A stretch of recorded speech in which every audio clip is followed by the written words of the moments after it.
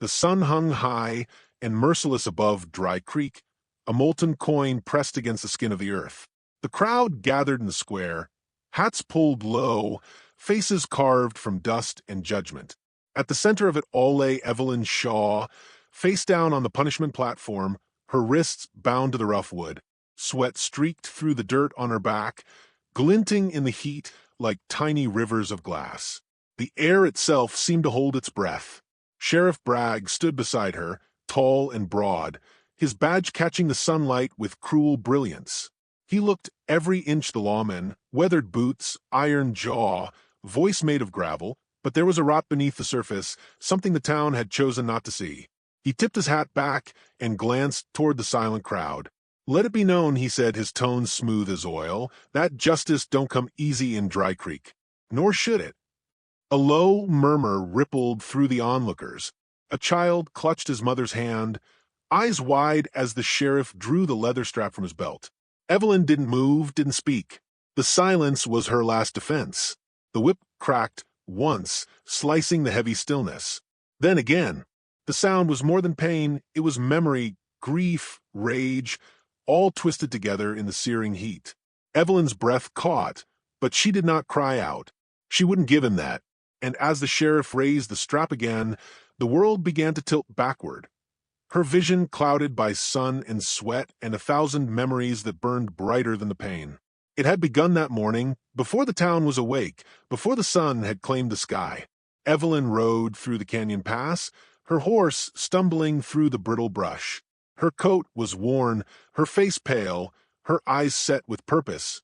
In her satchel, beneath a folded letter, were the papers that would damn Sheriff Bragg, the proof her husband had died for. The letter had been the last thing Henry ever gave her. His handwriting was jagged, hurried, smudged by what she prayed was rain. Asterisk if you're reading this, Evie, it means he knows. Ride to Dry Creek. Find Bragg's ledger. Bring it to Judge Halford in Carson. Don't trust anyone till then. Asterisk the ink faded toward the bottom, as if the words themselves had run out of strength. When she reached town, the streets were already waking. The smell of horses and whiskey floated from the saloon, mingling with the sharp tang of dust. Men leaned against the posts outside, eyes following her with quiet suspicion. A stranger in a place like Dry Creek drew attention. A woman alone drew something darker. She hitched her horse, lifted her chin, and walked into the sheriff's office. Bragg looked up from his desk, surprise flickering just briefly before his smile returned. "Well now, Mrs. Shaw, heard you were headed back east. What brings you to my humble corner of the frontier?" Evelyn dropped the satchel on his desk. "You know what's in there," she said. Bragg's fingers brushed the edge of the bag, slow and deliberate. "Documents," he said, feigning curiosity. "Property records, if I recall. Nothing unlawful about that." "They're signed in your hand," she said. "You sold government land to bandits. My husband found out, and you had him killed for it." The room fell still. A deputy in the corner stopped chewing his tobacco. Bragg's eyes, once warm with false charm, hardened to stone. "Careful, Mrs. Shaw," he said softly. "You're talking treason against the law." "The law?" Her voice trembled, but not from fear. "You are the law, aren't you? That's the problem." He laughed, the sound echoing off the walls. "You've got spirit, I'll grant you that. But spirit don't change facts. Your husband died in a robbery gone wrong. Case closed." When she reached for the ledger inside the satchel, Bragg moved faster than she expected. His hand clamped around her wrist. "You should have left well enough alone," he said, eyes narrowing. The door burst open. Tom Weaver, the youngest deputy, barely 20, rushed in. "Sheriff." The freight wagon overturned by. He stopped, seeing Evelyn trapped in Bragg's grasp. "Tom," she gasped, "he killed Henry. He's—" "Hold your tongue." Bragg barked. Tom's hand hovered over his revolver. "Sir, maybe we should." The gunfire came too quick to track. One shot, then two. Smoke filled the air. Tom staggered, eyes wide, and fell where he stood. Evelyn screamed, reaching for him, but Bragg's men had already drawn their guns. Witness her guilt. Bragg shouted to the doorway, where townsfolk now gathered in stunned silence. She pulled the trigger. Killed one of my own." Hands seized her shoulders, dragging her out into the street. Her knees struck the dirt hard enough to tear skin, but she didn't feel it. She stared at Tom's lifeless body, his badge still gleaming, and something inside her broke clean in two. By the time the sun reached its peak, she was bound to the platform. The crowd swelled, drawn by rumor and spectacle. Evelyn lifted her head, just once, searching for a familiar face. None met her gaze. The same people who'd shared her husband's bread now watched her humiliation with guarded indifference. The sheriff's voice rolled through the air again. "Let this be a reminder," he said, pacing before her. "The law don't bend for tears or tales. The law stands firm." He raised the strap once more. Evelyn's mind slipped elsewhere, to a kitchen that smelled of coffee and would smoke, to Henry's laugh when he teased her about her handwriting, to the way he looked at her before he rode out that final morning. "Trust no one," he'd said, "but don't stop believing in right and wrong." The strap came down again, but something inside her changed. The pain no longer felt like defeat. It felt like proof that he'd been right, proof that she was still fighting. Somewhere at the edge of the crowd, a young woman gasped. Clara Weaver, Tom's sister, stood frozen, her eyes locked on Evelyn. Her hands trembled as she watched the sheriff raise his arm again. When Bragg finally stepped back, wiping sweat from his brow, the silence was heavier than before. Evelyn's breath came in ragged bursts, her body broken, but her spirit, somehow, still alive. The sheriff turned to the crowd. "Let justice be done," he said. He dropped the whip into the dust and walked away, boots crunching on the ground like punctuation marks of finality. The townspeople began to scatter, whispering to each other, not daring to meet Evelyn's eyes. Clara stayed where she was. She knelt beside the platform, her shadow falling across Evelyn's bruised back. As she reached down, something caught her eye. A folded piece of paper half buried in the dirt slipped from the torn seam of Evelyn's satchel. She picked it up.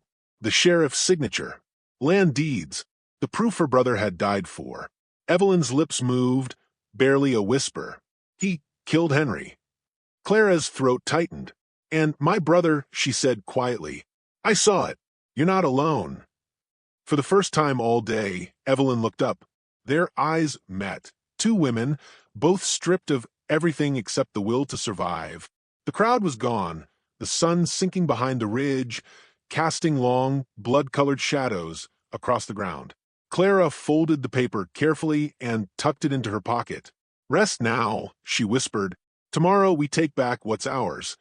The wind stirred the dust around them, carrying away the last echoes of the sheriff's voice. Somewhere in that still, burning silence, justice began to breathe again. The desert stretched wide and wordless beneath a sky the color of smoke. The stars were hard and cold, the kind that cut through darkness like broken glass.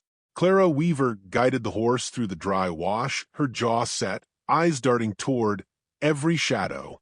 Behind her, Evelyn clung weakly to the saddle, her arms wrapped around Clara's waist, her breath shallow and uneven. The bandages across her back were already soaked through.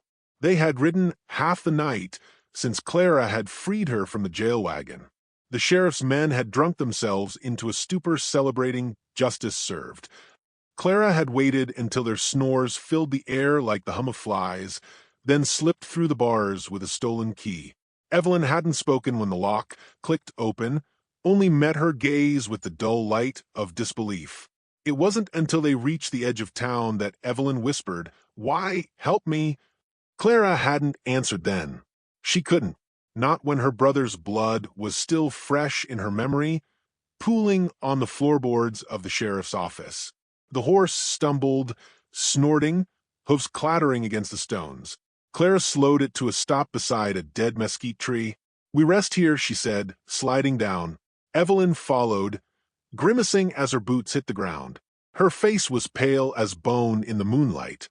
Clara spread a thin blanket, then tore another strip from her sleeve to tighten the bandage. "You should have died back there," she muttered. "Bragg doesn't leave things half done." Evelyn managed a weak smile. "Maybe justice has other plans." Clara frowned. "Justice? that words lost all meaning in Dry Creek. Evelyn's eyes met hers, steady despite the pain.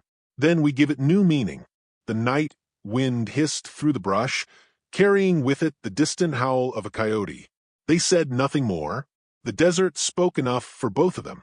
When dawn came, it came suddenly, spilling fire across the horizon. The heat returned with cruel speed. Clara found a canteen and passed it to Evelyn, who drank greedily, coughing between gulps. "We can't stay still," Clara said. "Bragg'll have a posse on us by noon." Evelyn nodded. "Then we ride east, toward Carson. The judge there, Hal Ford, he's the only one who can expose Bragg's papers." Clara tightened the cinch strap. "You think we'll make it that far?"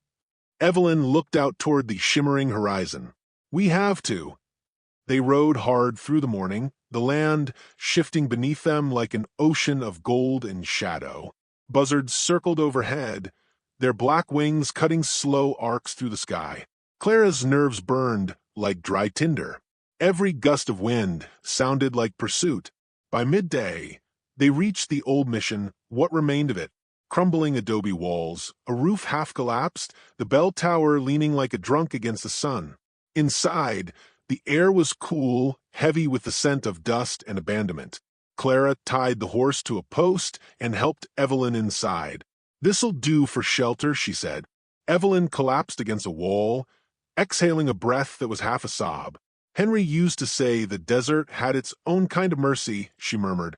Clara's voice softened despite herself. "Your husband believed in mercy?" "He believed in truth," Evelyn said, "even when it got him killed." Clara sat beside her, tracing the cracks in the wall with her finger. "Tom believed in truth too," she said, "but he thought lawmen still cared about it." A silence stretched between them. The past hung there, fragile as a spider's thread. When the sound came, distant hoofbeats, it cut that silence clean in two. Clara's hand went to her revolver. She peered through the broken archway. In the distance, a cloud of dust was rising. "They're coming," she said. Evelyn struggled to her feet, grimacing. "How many?" "6, maybe 7. Sheriff's men." Evelyn's eyes flicked to the walls, to the piles of old debris scattered around. "We can't outrun them." "Then we don't," Clara said. "We make them bleed for every step." They moved quickly. Clara gathered shattered glass and rusted metal, setting them near the entrance. Evelyn tore strips of cloth, dipping them in the oil left in an old lantern. The air grew tense, electric. Every sound outside seemed amplified. The thud of hooves, the jingle of spurs, the murmured voices drawing closer. When the first rider appeared, Clara fired. The shot echoed off the canyon walls. The man fell from his horse, rolling into the dust. Chaos erupted. Gunfire cracked from every direction. Evelyn, trembling but resolute, took cover behind a fallen beam, firing her pistol between breaths. The smell of gunpowder filled the air, sharp and acrid. A bullet grazed Clara's arm. She hissed, biting down the pain. "You all right?" she shouted. Evelyn reloaded with shaking hands. "Better than I look." 2 more riders tried to circle around. Clara aimed for the lead horse, dropping it mid-gallop. The second rider crashed into him, both tumbling into a cloud of dust and broken bones. Then came Deputy Cole, the sheriff's second-in-command. His voice boomed across the mission yard. "Lay down your guns. Ain't no point in dying for lies." Evelyn's voice rang out from behind the beam. "If they were lies, you wouldn't be here." Cole's face twisted. "You think you'll live long enough to see the truth matter?" "Long enough," she said, "to make you regret what you've done." Clara fired first. Cole, ducked behind a pillar, returned fire, splintering stone inches from her head. Evelyn shifted position, crawling toward the bell tower's base. Her body screamed with pain, but she kept moving, kept fighting. Another exchange of shots. Cole fell to one knee. Clara aimed again, but her gun clicked empty. Cole raised his pistol. "Should have stayed quiet," he growled. Evelyn stood behind him, rifle in hand, her face a mask of dirt and blood. "So should you." The rifle roared. Cole's body jerked, then stilled. Silence followed, heavy as the heat itself.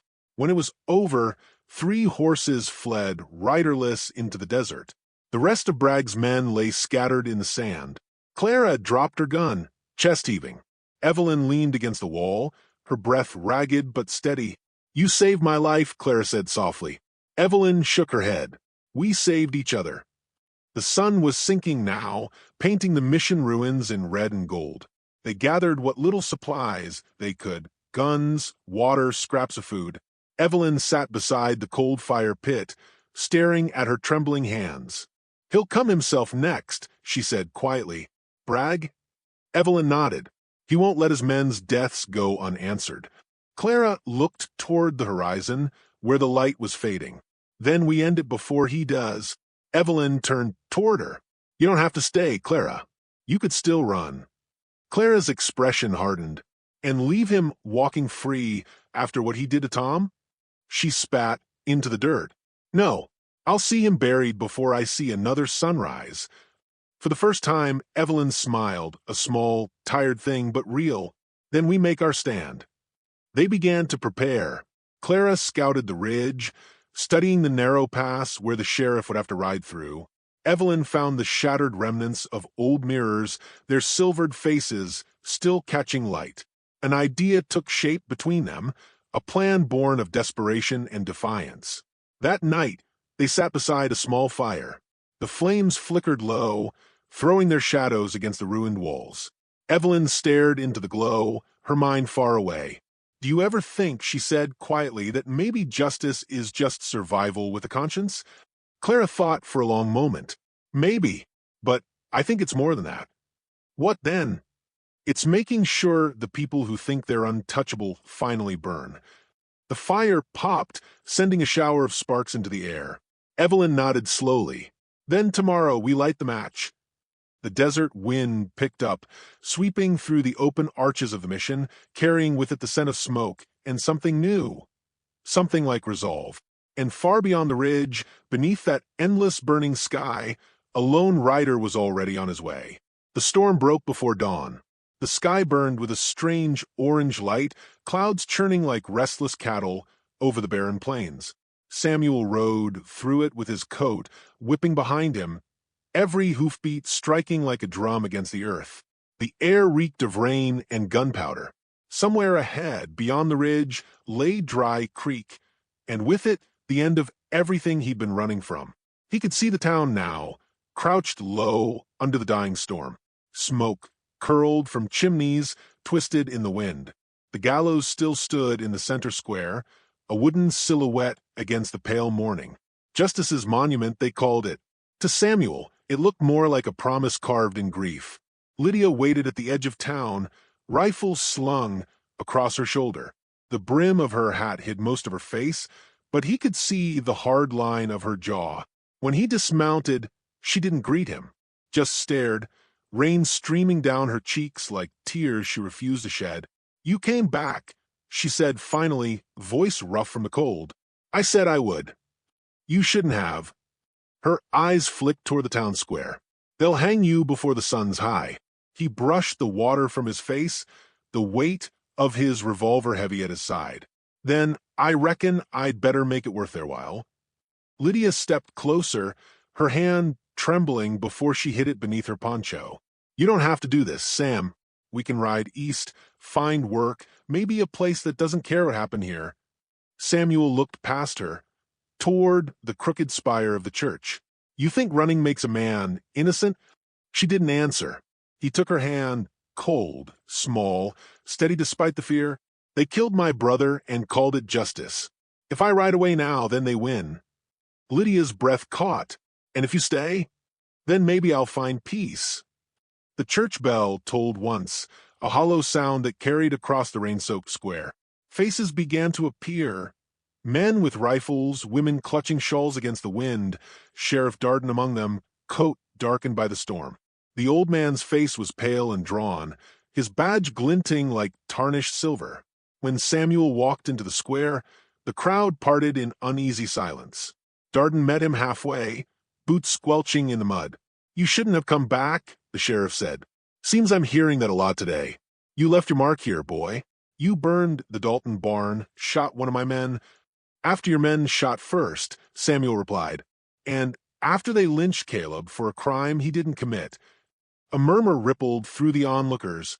Darden's jaw tightened. That boy was a thief. Got what he deserved. Samuel's eyes went cold. He was 16. Darden's hand hovered near his gun. The law don't care how old a man is when he steals another's livelihood. And what about when the law steals a man's life? Samuel stepped closer, voice low. You hanged an innocent boy to make an example. You called it justice, but it was fear. You wanted to remind this town who holds the rope. The sheriff's fingers twitched. You calling me a murderer? I'm saying if there's justice in this town, it ain't coming from you. The first shot cracked like thunder. For a heartbeat, no one knew who fired.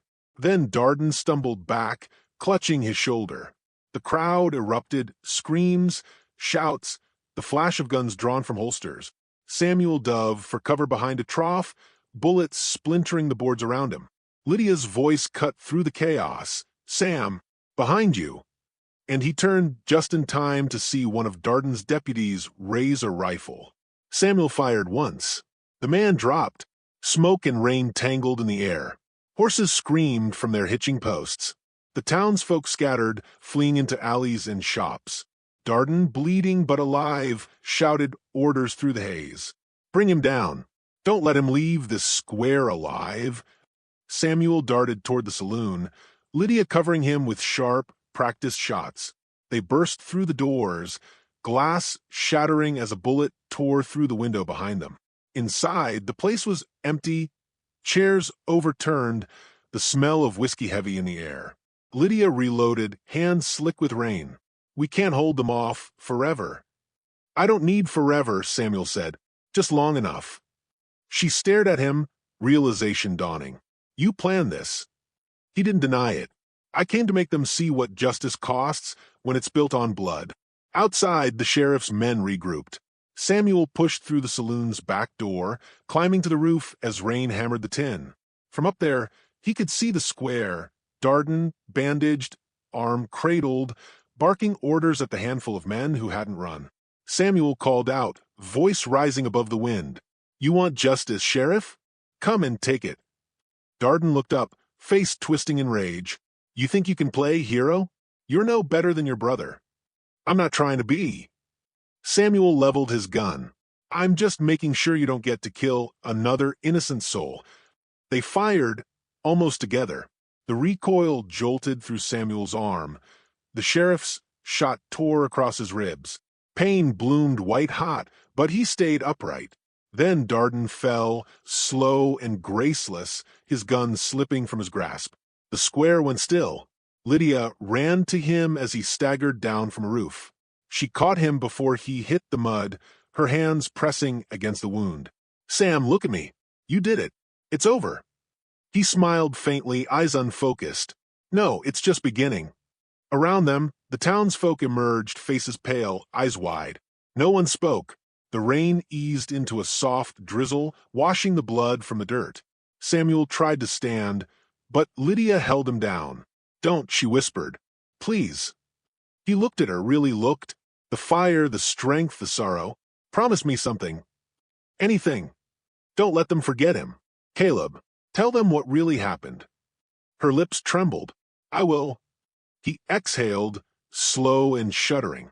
The tension left his body like the last breath of a storm. When the sun broke through, it struck the gallows, turning the wet wood to gold. The crowd began to move again, uncertain, murmuring. Someone took off their hat. Another knelt. For the first time, they looked not at the sheriff's badge or the gallows shadow, but at the man who had dared to face them all.